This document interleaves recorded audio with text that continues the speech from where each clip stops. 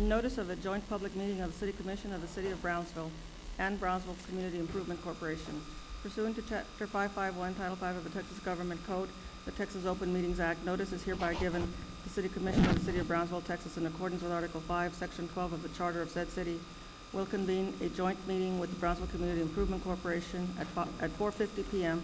and convene a workshop and executive session and a regular meeting on Tuesday, March the 5th, 2013 at 5:10 p.m., 5:45 p.m., and 6 p.m.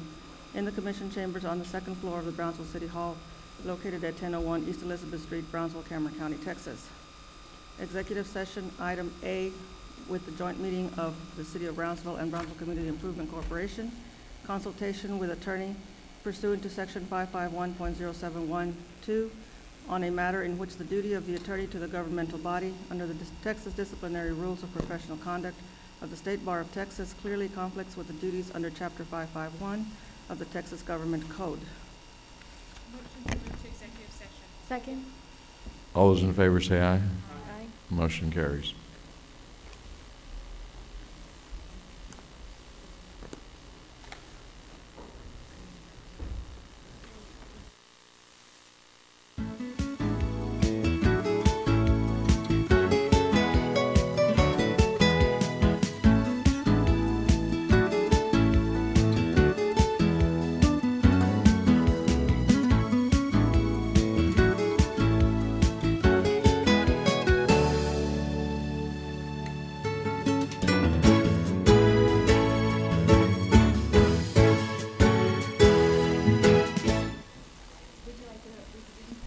Need a motion to reconvene?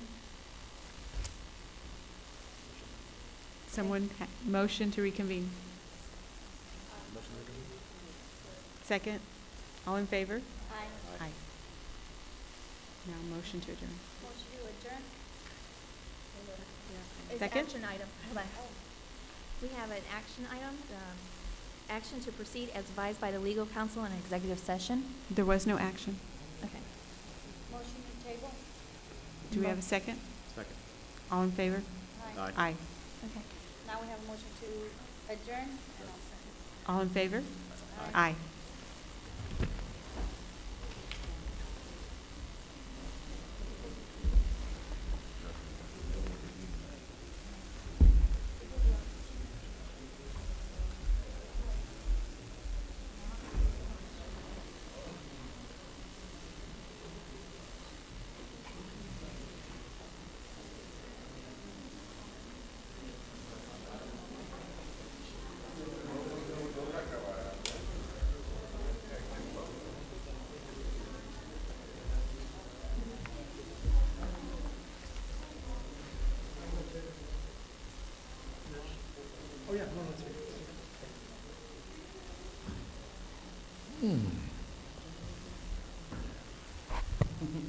Okay, do we have everybody here?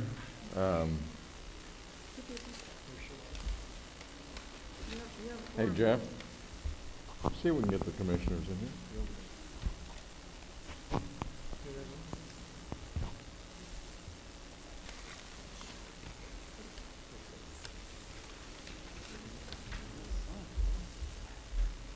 They turn off the air conditioner just for me?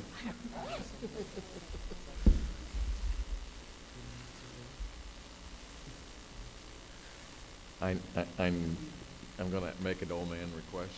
Can we turn down the air conditioner just a little bit? It's really cold. If they have like a I don't.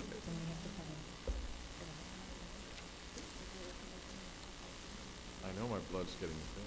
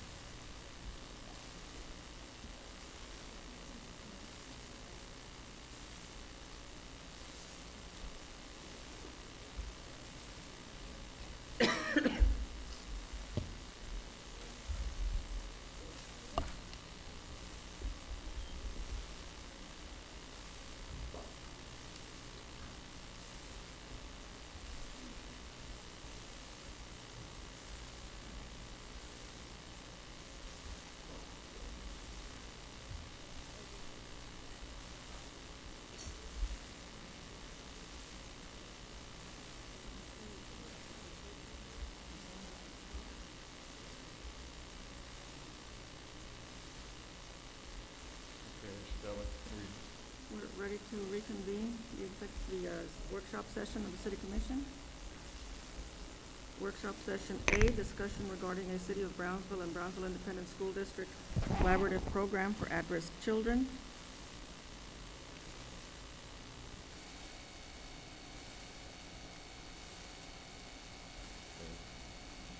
Is this a workshop?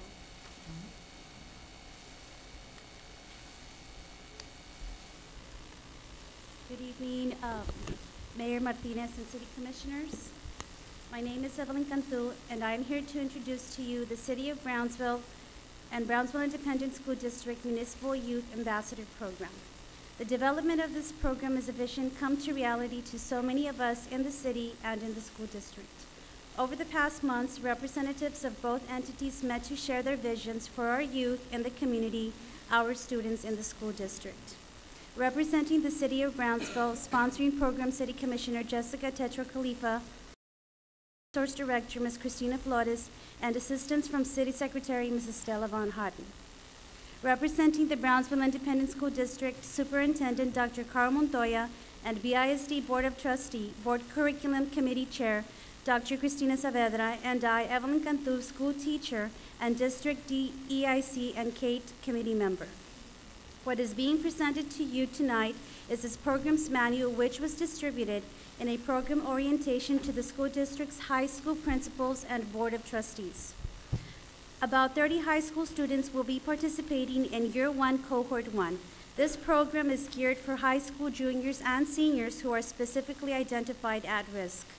The purpose of this program is to train students in leadership techniques and community awareness to enable them to become familiar with current city issues, community resources, opportunities of other factors influencing the direction of Brownsville's future. As a result of this program, participating students will be better prepared to make a positive impact on their quality of life and community as well. Through participation at several of city departments, students will gain hands-on skills and will periodically update both the city commissioners and the school board of their current learning experience and assigned projects. On behalf of Brownsville Independent School District, Dr. Carl Montoya, and Board of Trustees, we're accordingly inviting you to honor us with your presence on March the 6th, 2013 at City Hall for the City of Brownsville and BISD Municipal Youth Ambassador Cohort induction ceremony. Induction swearing will be conducted by the Honorable Judge Migdalia Lopez. We will also introduce our program's website. We also want you to know that our manual was approved by our BISD attorney, Leandro Ortiz, who looked over to assure all of the parental, anything that had to do with parent signature was in compliance. So. Thank you, Evelyn. Go ahead. Mayor, I just wanted to thank BISD and Dr. Saavedra, Dr. Montoya, and of course you, Evelyn, for helping me with this. It was just a random idea that I had at one time that, you know, why don't we have more students involved? And the fact that something had already kind of been in place was very exciting. And so Evelyn Cantu, who's a teacher here at Stell that I've worked with on other projects before, I called her up immediately and said, you know, why don't we have students that serve as commissioners, or, you know, let us know, you know, what's needed in their community. I don't want to necessarily deal with their parents when it comes to things at school. I want to talk to them. Do you need a sidewalk? What's going on? Do you need more activities in your neighborhood? So that's when Ms. Cantu over here, you know, put together the manual. We started meeting with BISD, and things went very, very well. So I am so excited to be working with the school board and Dr. Montoya and of course yourself and all of these kids. And just, you know, I've talked to you about the applications. I'm so excited that this is happening at this time, and we welcome all of the kids, our ambassadors. They're not kids, I'm sorry, they're our ambassadors. And so we should have a very good reception, and I hope that all of you can make it and encourage your kids to be a part of it. Hopefully in the future we can grow as a larger program, but I think this is a really good start to start working with BISD, and I know the commissioners are very excited. We just really wanted to say thank you so much, because our students have really had such a desire for this. I actually have had schools calling me and asking for more slots. And there are so many needs that these kids have. I'm very emotional because going through the applications, one student said, "I have never felt good about myself, and this will give me that opportunity." And so we are dealing with, we geared specifically at-risk students. We had to turn away some applications because some of the high schools were sending us their top 3%. And we said, no, our guidelines said, go back, your bubble kids, your C average kids, those are the ones we are wanting, and we cannot express enough the energy that has been going. Mrs. Stella has been working very closely with Dr. Montoya's secretary. Everybody is looking forward to the celebration, but more than anything, everybody is looking forward to what the kids are going to benefit from. So we cannot say thank you enough. Good. Go ahead, Commissioner. And I just want to, on my behalf of the mayors, we have duties tomorrow that were already scheduled on our agendas. So we won't be attending. We have other duties that we were already scheduled to attend. But know that you do have our full support. Thank you, and there will be many, many opportunities for you to get to know the kids. Thank you. And, Thank and you. stay passionate, girl. Go Thank for you. it. Go for it. I think Romito's up next. Go ahead, Stella. Workshop item B, presentation of Master Parks Plan and future park needs. Mayor, City Commission, Chris and I on a regular basis, we sit down and we talk about, well, what are the future park needs, and you know, where are we growing and what are we going to need? So we thought we analyzed the current plan that we have in 2007, 2008, and although we do feel that it's about time it needs to be updated, we did want to present it to you so that you're aware of the current situation that the plan set up. We think it's important that the commission is aware when you're making decisions as far as future parks or park maintenance or whatnot. So, I'm going to start the presentation.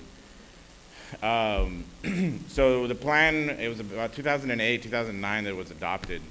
It really took a level of service analysis. It analyzed the facilities, did some assessments, implemented a vision, and it talked about a little bit of implementation as far as the plan. The level of service analysis, we should be providing about 4.8 acres of developed parkland per 1,000 people. So as you see in this graph here, we're at a huge deficit in our community parks, our city scale parks, and our neighborhood parks. So I don't know if the lighting, can you see the lighting?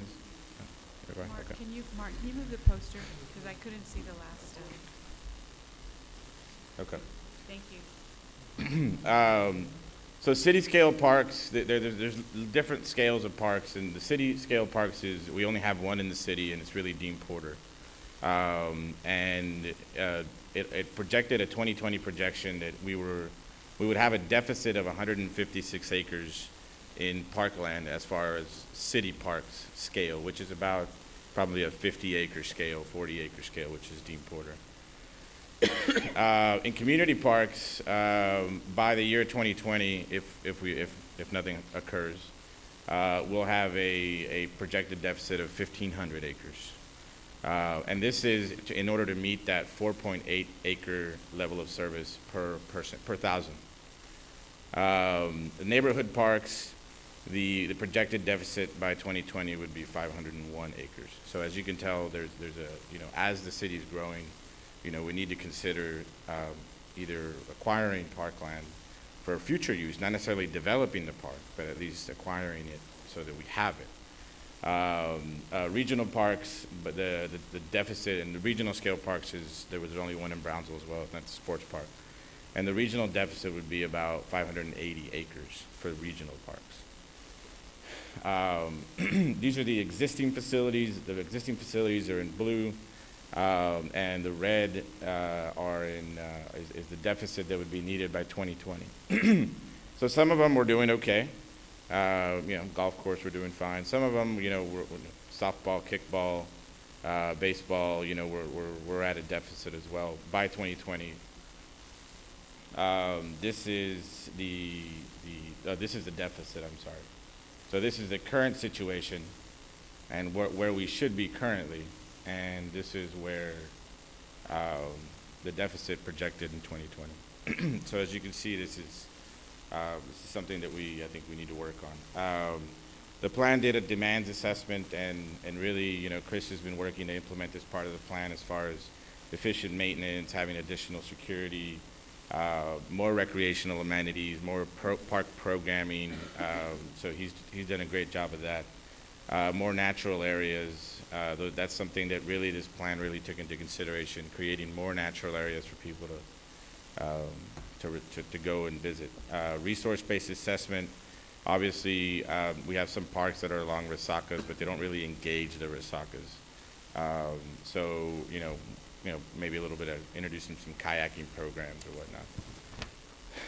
The vision that was laid out in the plan, it said parks with natural areas and linear greenways that provide safe places for active or passive recreation and community gathering. So, you know, linear greenways we're working on with the hike and bike plan, and I think we're going to have an update report for the commission. Not the next meeting, but the meeting after that. We'll come to you with an update. And the goals that the park laid out were obviously, once again, maintain what you have, improve what you have, renovate what you have, enhance safety, of course, so that people visit the parks, encourage efficient use, and develop a maintenance program, which is what Chris has done. Revise the parkland dedication ordinance. That has been revised. It was revised at the previous commission when I first started here.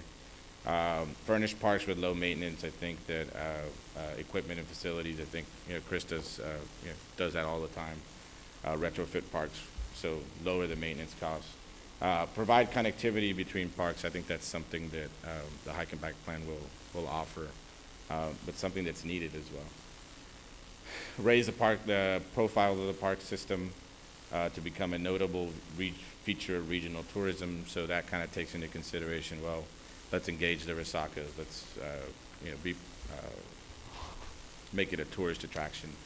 Provide adequate park service to all citizens. So, and this just kind of keeps going as far as actions and what we should do and what we shouldn't do. And this is just kind of a snippet out of the plan that says stuff that's been completed. You know, we provided ADA accessibility to all our parks, but some of the stuff that we have yet to work on. So the new park acquisition, what the plan says is identify and acquire park acreage for preservation of significant environmental areas along Resacas and Lower Rio Grande River to provide east-west connectivity. Acquire additional park acreage to provide adequate level of service by 2020. So provide additional park acreage in growth areas. Obviously, that's very important. Corridors along Resacas, on-street trails, park trails, and that's something that we're continuing to work on. So I just kind of went through that very quickly. We just wanted to present it to you so that you're aware of what the plan says. A lot of cities have now gone, this is 5 years ago, there was a different theory out there as far as level of service. A city of El Paso, I know, has gone and updated their plan, and they said, you know what, there's no way that we're ever going to meet this acreage level of service analysis, but we're going to commit ourselves to having the best parks that we can have, the best facilities, the best parks. So, questions? Yeah, no, I think this is a perfect opportunity for Commissioner Gowan to, well, no, not to have a question. I think we're going to plug it in, but here is the concept as I see it. You know, with this upcoming Ciclovia and the one that we've already had before, what you have is the dedication of city streets that actually are utilized for, park recreation. So I think you need to formulate, and I went to a seminar that mentioned this. In other words, this idea of I got to have so much space for this or that or the other, yeah, whether it be a school or otherwise, by virtue of going online, by virtue of converting, one piece of property for a different use at night versus during the day, or the weekend versus the week, really enhances and increases. And there's a lot of studies going on out there with that regard. Go ahead, Rose. I had a couple of questions. The master plan from 5 years ago, more or less, was done by a consultant, correct? Exactly. Yeah. But this is not another consultant. This is you guys looking at that current plan. At that plan and revisiting that. Yeah, and we thought it was a good idea to bring it to the commission because, I mean, No, I think it's excellent, So- because we were very behind. I gave you a document about a year ago from the Trust for Public Land that reviewed city and across the country. You looked at that when you looked at this. And with respect to what the mayor's talking about, with an active open streets program would be one of many ways to do it. Yeah. And then you turn weekly or monthly or however often you can do it, something that's a street or has another use into parkland on certain particular days of the week, let's say Sundays for Ciclovia. So I would encourage us as a commission to look at those multi-use areas that we can use to bolster the numbers that we have. And Yeah. I know some other cities, what they've done, they've partnered up with the school districts to allow access to the school facility, whether it be the walk. And so maybe we need to consider going and approaching the school district so where we can open up some of those facilities.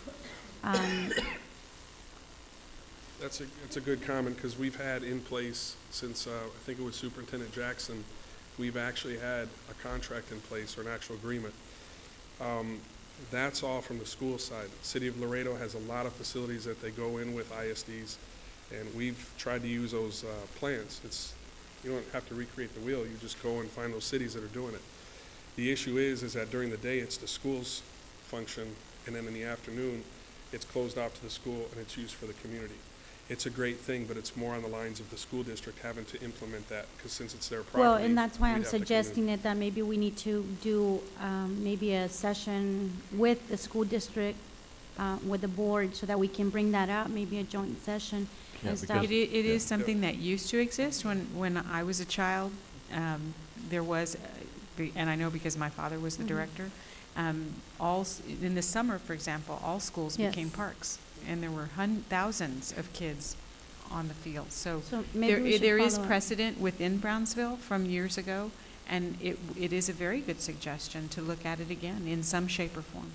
Yeah, And that's- in your analysis, and that's just one of the things that I would suggest, maybe we should set up a joint session with the school district. The other thing is, in you reviewing the plans, did you find any district that was deficient in any park area and stuff? I know. There's a lot of deficiencies, but over the period of the last 20-some years, it hasn't kept up with the pace. Some cities. Oh, I know, but generally speaking, I mean, because I know I've looked at it and I've looked it over with Ramiro and stuff, and to me, it pops out, but I just want to see if it popped out to you, any one particular district that you see that would require maybe that we focus a little bit more attention on. Well, I think the difference is you're talking about what kind of park in certain districts. So, District 2, I believe, that's Cabler Park, Portway Acres Park, Central Park, but those are smaller parks. So That area of town is lacking more Yeah. park infrastructure, and that's one thing that I've tried to do, but it's very hard with our budget and trying to get land donation, which I've had no Yeah. success with. yeah, so it's the plan is an overall plan, and Right. it really talks to this is the level, this is the facilities that you need, not necessarily in any district, but in a citywide General. plan. But sorry. I'm sorry. The program does exist. It's called Sparks. And Sparks was canceled on behalf of BISD because of their insurance. And that's why they did away with it. We had Sparks. Sparks was an active program that we had in conjunction with BISD, but because of their liabilities and because of their insurance, they backed out of the program. And that's really where it broke down, I mean, historically. And so, again, at the mayor's conference, the same concept came up, and I think it's the mayor from Washington, D.C., was talking about how do you rekindle that conversation. Anyway, thank you so much. If not, we're going to be here. We've got a lot of people sitting here, so thank you very much, Ramiro. It's now 6:15, so we can start the regular meeting. Would that be correct, Estella? Yes, I have an executive session item to read Okay. for City Commission. Okay, but it's going to be, I gotta read it. we're going to table that one, so Should we- unless there's Read it some into sort of the record requirement for that a requires motion? us to read it, we'll just go straight into into a regular meeting, which is already past 6 o'clock. Do we have to have a motion to table that? Okay. Second.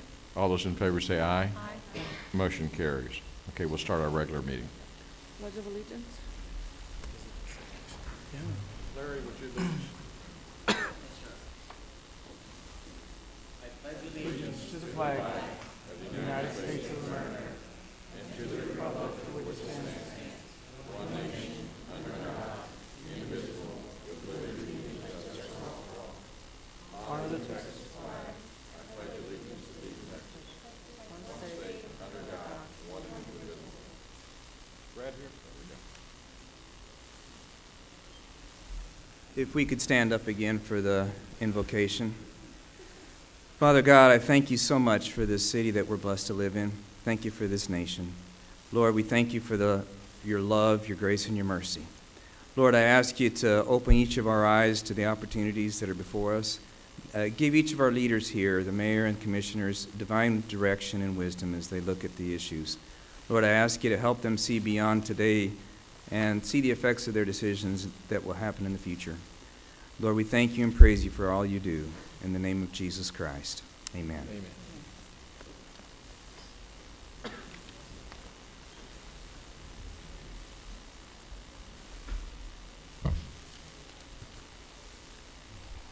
Mayor's report. Yeah, let me just comment on this for just a little bit. As you all well know, we just finished with Shower Days. And I want you all to know that besides Mr. Amigo, who was exciting for all the ladies, the weather was gorgeous. We couldn't have asked for better weather.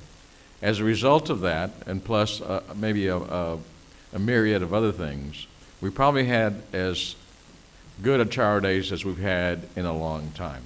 We had a lot of participation, we had a lot of smiles, and so my mayor's report today is to thank each and every one of the organizations that was involved, the Shower Days Association, the Sombrero Fest, I know Mr. Amigo, and last but not least, I want to say to all the city employees and the chief of police and all the law enforcement agencies that took part of this, thank you on behalf of the city, on behalf of the mayor, on behalf of the city commission. Y'all did wonderful. I think it just goes to show you, if we kind of hold hands and get together, what a wonderful time we can have and enjoy what God meant us to enjoy, and that is our life. And I just have to tell you this funny story because I was, after we got through with the parade on Saturday, I had to go to a couple other functions, but I generally do not try to drive with all the traffic, so I'm walking home, and I happened to see some of the members of the Greens department of the guys, and Cesar, who I know quite well, and they're all lining up their street sweepers over there at the cemetery, and I'm going like, you guys be careful, you know, because the people around here, you know, they may want you to stay here at the cemetery, and they just started laughing, but the last thing was they were all wonderful. I want all of you directors of all you, Santana, you know, you've got to go give them a congratulations. They deserve it. Chris Patterson, everyone, all the things that you guys are doing are wonderful. So, but I do want, and then I had a comment this morning that the streets were extremely clean by Sunday morning. So you are to be commended. I know we have a tendency to perhaps criticize and tell you the things that you're not doing right, but I'm telling you, you did a lot of great things this Shower Days. Second thing is, we have an air show coming up next weekend on the 9th and the 10th. I noticed Manuel Alcocer's here, Larry Brown's here. I think hopefully all you commissioners got some tickets that were being distributed for the air show for this Saturday and Sunday. You know, that also produces somewhere between 10 to 12,000 people that come see us on the air show. It brings a little bit different crowd than Shower Days, but it also is another event that kind of heightens the enthusiasm that we can have here in Brownsville. Now, that being said, some of you may be worried about trying to get on airplanes and going out and doing your business travel. I have visited with the director, Larry Brown, and for some of you who aren't really kind of keeping up with it, the sequester does affect each and every one of us as a community. And maybe not individually, but as a community. And one of the things that's going to be affected, and you may have heard something in the news, is regard to the FAA may lose some of its funding, which means your air controllers will not be funded, and therefore you may lose some air service. I'm here to tell you that this City Commission, along with myself, I guarantee you we will not lose any air service. If there is a cut, we will look forward to trying to figure out how we can tap into our economic resources, our economic development funds to make sure that our air controllers are in place and that everybody can count on the fact that we will go forward.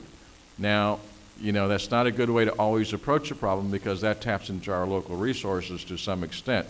So I urge each and every one of you to write your congressman, to write your senators, to write the White House, I don't care what political affiliation you are, and say, get together and work this thing out.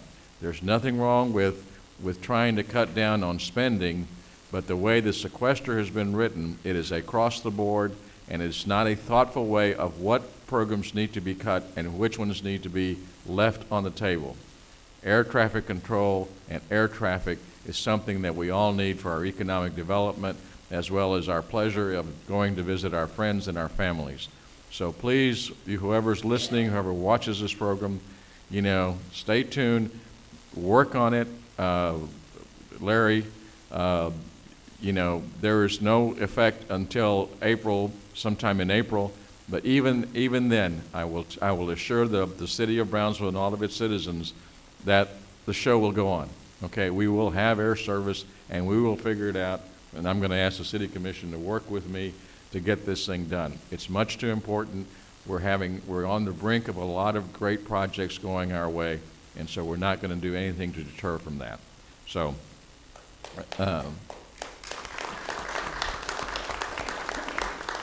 that being said, that concludes my remarks, and Commissioners. We are at the midpoint of the Brownsville Biggest Loser Challenge. Believe it or not, the year is going by quickly. So before or after you go out to the air show, stop by the H-E-B on Paredes Line Road. The midpoint on Saturday is being sponsored by the Public Utilities Board, and they do a very good job at working with H-E-B to have a cooking session, an exercise session, and a pharmacy section. They have great prizes for folks that happen to be shopping at H-E-B, as well as the participants in the Biggest Loser. So that's on Saturday at the H-E-B on Paredes Line Road. So on your way out to the air show, please stop by and check that out. Also, coming up is our second Ciclovia, March the 17th, St. Patrick's Day on Sunday.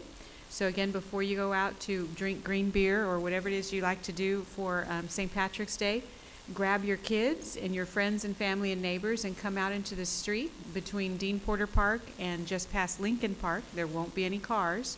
And so you can enjoy a great family day before you go out on St. Patrick's Day. We have almost twice the number of bicycles that will be available for free rental. We have this time compared to the last Ciclovia. We had 4,000 people in the streets on the last Ciclovia, so we're hoping for more than that. We have over 100 bikes coming in from Corpus Christi and from Austin to be used. One special treat is a company called Rugged Cycles. They do the bike share program at Texas A&M, and their bicycles are chainless and airless and made from stainless steel. So if nothing more, it's rather a novelty to see what that looks like. A totally maintenance-free bicycle for us to try and ride through downtown on.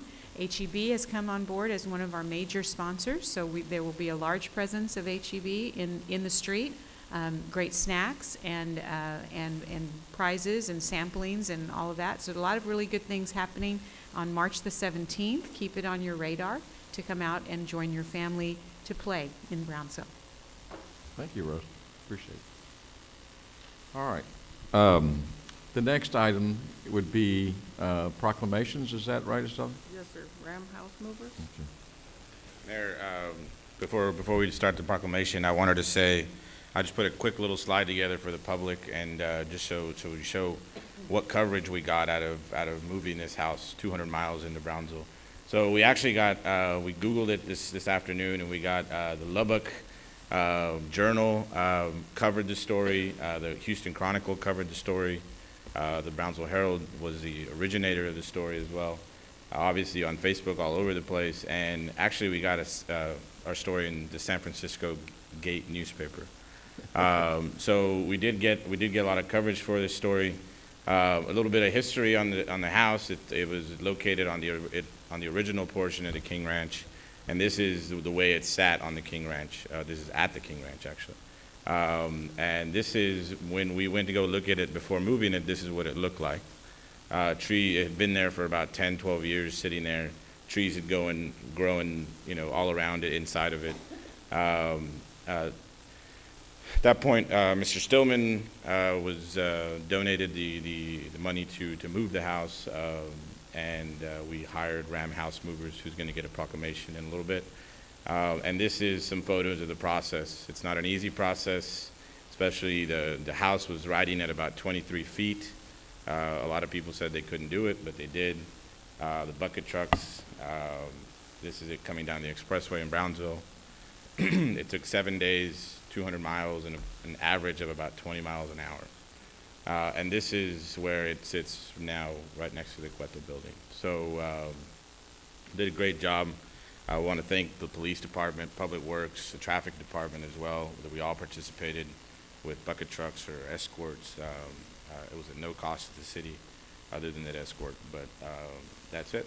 So the proclamation. And I invite Lily and her husband up. Why don't you get, Lily up here. And her team, so.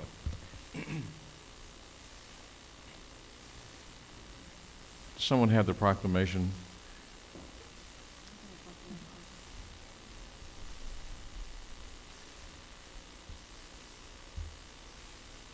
Before I read the proclamation, which I will do in just a minute, but Lily and her husband, I happen to be like a little kid when it comes down to historical houses. And when they came down and take a look at it, I went over there thinking it was Christmas and Santa Claus. I met all these wonderful folks, and I don't think they really fully understood that when I make a commitment that I'm going to go for it full force. But during the entire process of when it was getting moved, they kept me abreast. Lily and I would exchange emails, and obviously a woman of great faith. And I told her, I said, we have all the confidence in this project and in your faith. And so I was coming out of Mass on Sunday, and they said, we just turned down 281. And I told my wife, I said, do you want to go down and see? And she goes, no, I know you. So I went down there, and I met with these folks. I was excited. I took pictures. I sent them to everybody here. And then on Monday, I met them again. I took the Mexican Council to meet with them. Unfortunately, I couldn't be here Tuesday when they actually landed the house. But I couldn't express my gratitude then, and I can't do it now because words do not adequately do this. But I will read the proclamation. A proclamation from the City Commission of Brownsville, Texas, recognizing Ram House Movers for their careful and diligent service to the city of Brownsville in the relocation of the Charles Stillman Ranch House. Whereas in the month of February of this year, 2013, Ram House Movers of Sinton, Texas, picked up and moved 200 miles the Laureles Ranch House from the city of San Patricio to the city of Brownsville.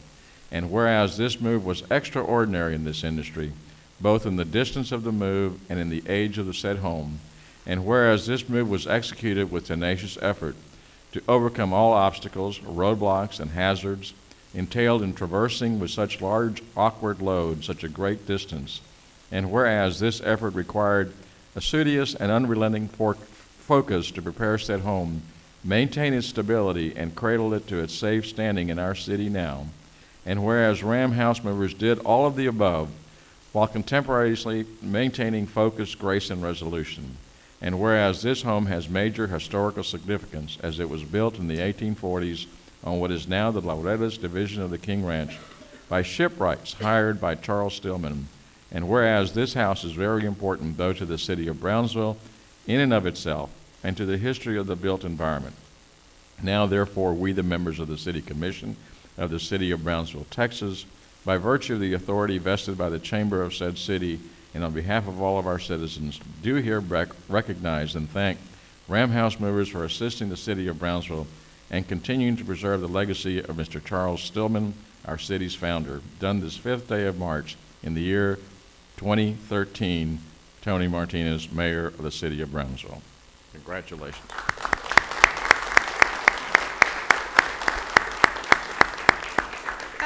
I would just like to say thank you for the privilege it was to move the home. I was sharing with Ramiro this afternoon that when we leave, I'm attached to the house because I've spent a lot of time with it. And you have a great city, and again, I applaud the traffic controllers and the law enforcement and you know, public utilities and everyone. It was a team effort. And it was by the grace of God, because it was a very, very difficult move with one day we went 10 miles in 9 hours. So it was a lot of work, but you're very enthusiastic, Mayor. I appreciate your vision for your city, and I've come to a new appreciation of this town. It's just a great city, and it's a privilege and an honor to serve it. Well, you know you always have your home here, or at least one of them. I do. Okay? Thank you.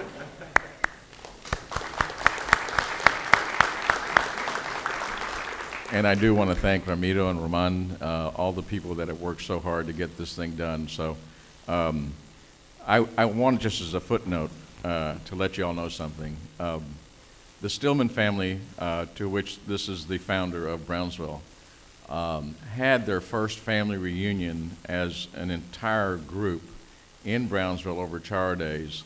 And it was the first time in 50 years that they've had that reunion. But one of the things that we were aspiring to do was to bring this house so that by the time they got here, they would be able to see it. And I can tell you, for all those who had the opportunity to visit with that family, they were extremely grateful that this was done on behalf of of Charles Stillman. And so we're looking forward to see how we could restore this and really make it a proud moment for the city of Brownsville. So again, Lily, Donald, thank you so much. And I think you got a young man that also belongs to you? That's right. He was part of the moving crowd, okay? Thank you. Charlie, it's your turn. Well, thank you.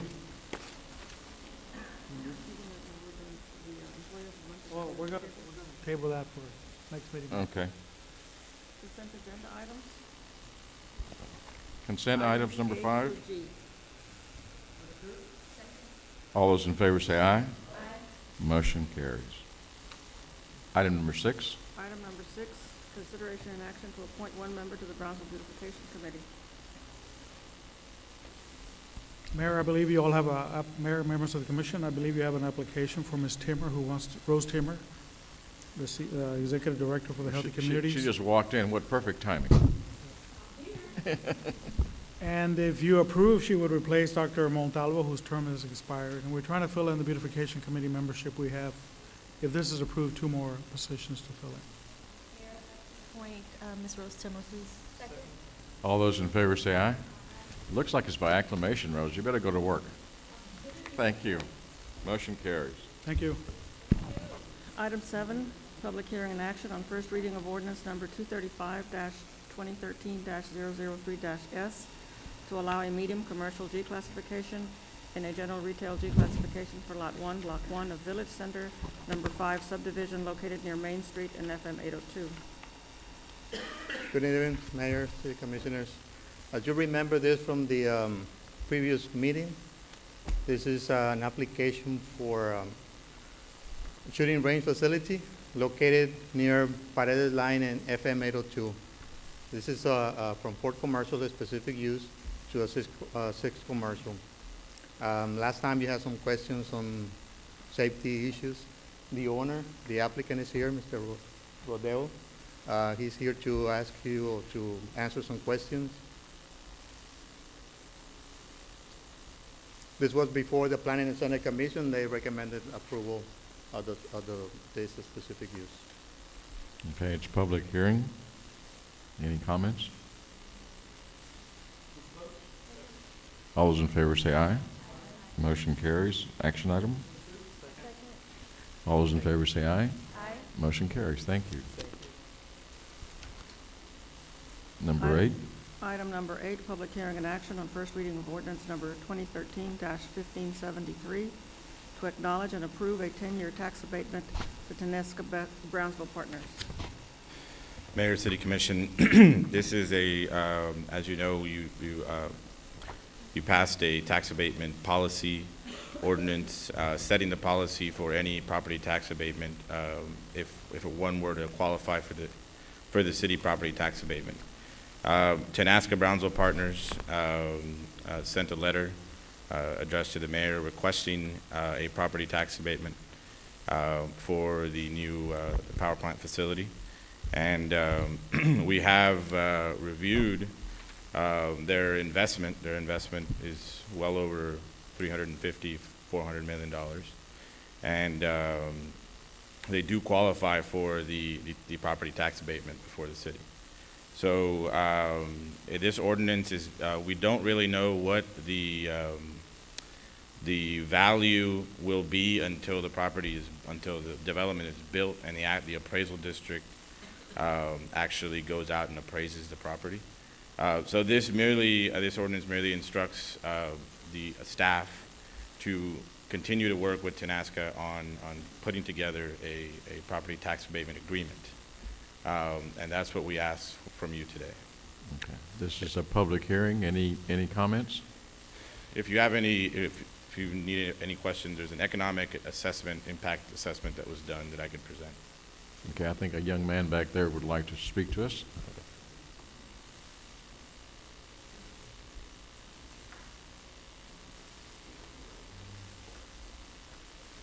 Hello, Commissioners. I'm Christian Diaz. I have a few questions.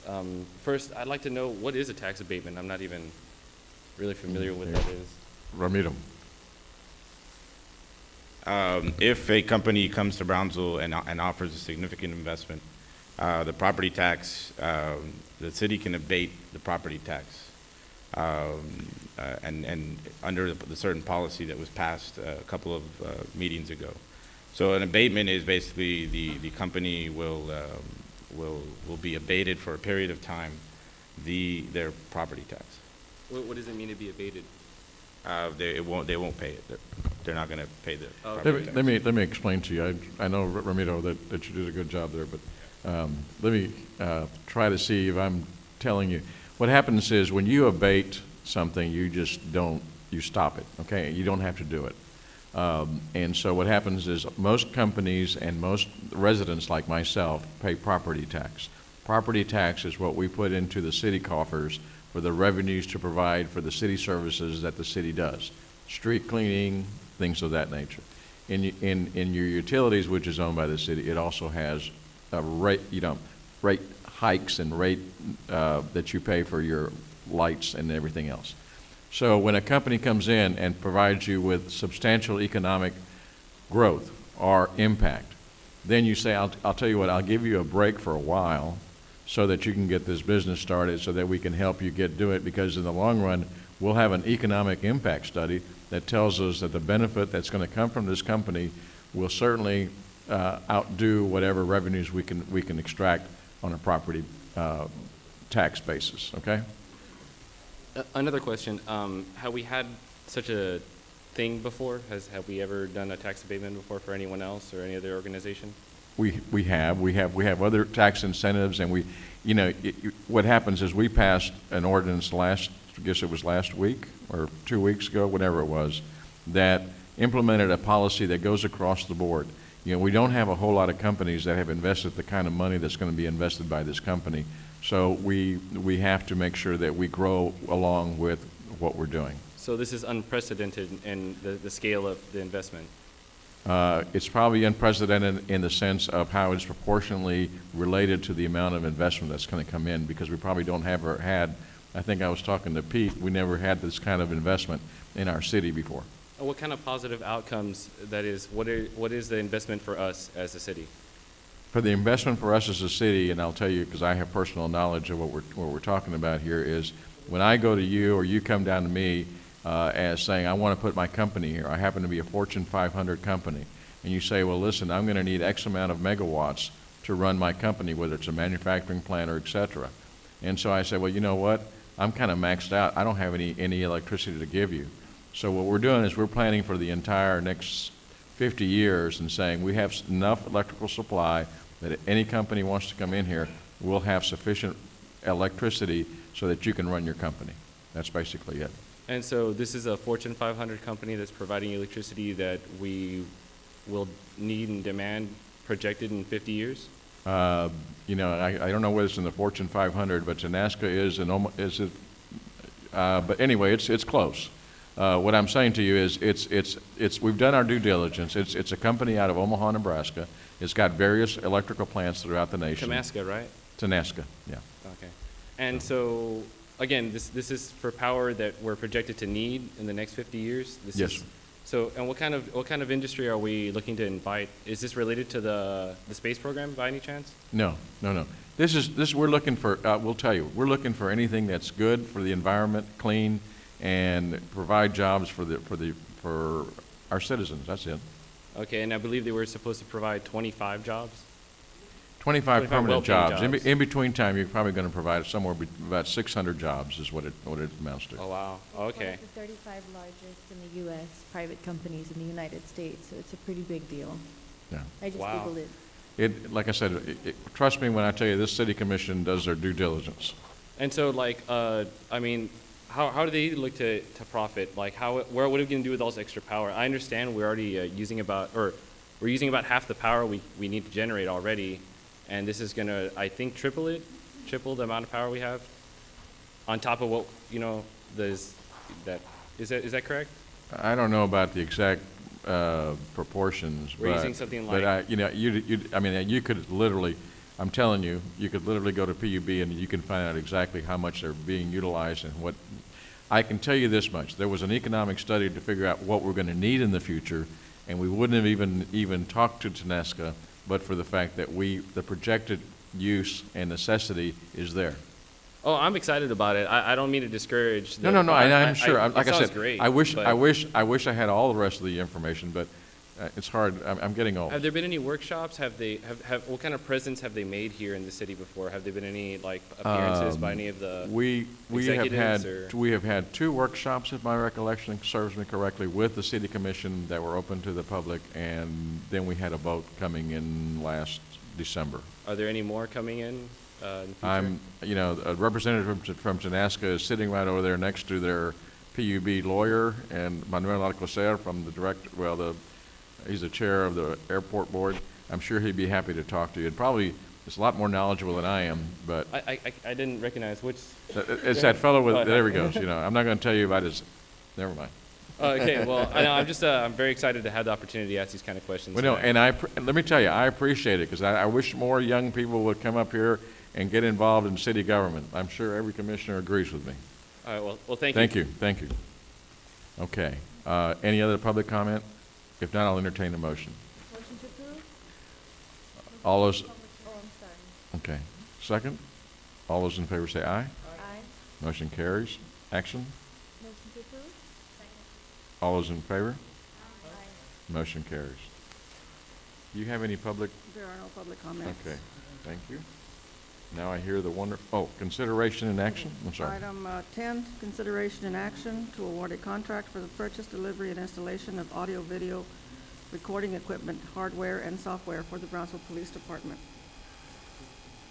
Good evening, Mayor and Commissioners. This would allow us to enter into a contract to equip 18 additional police cars with audio and video to put us in compliance with state statute. We ask that you approve this contract. All those in favor say aye. Aye. Motion carries. Thank you. All those in favor say aye. Motion carries.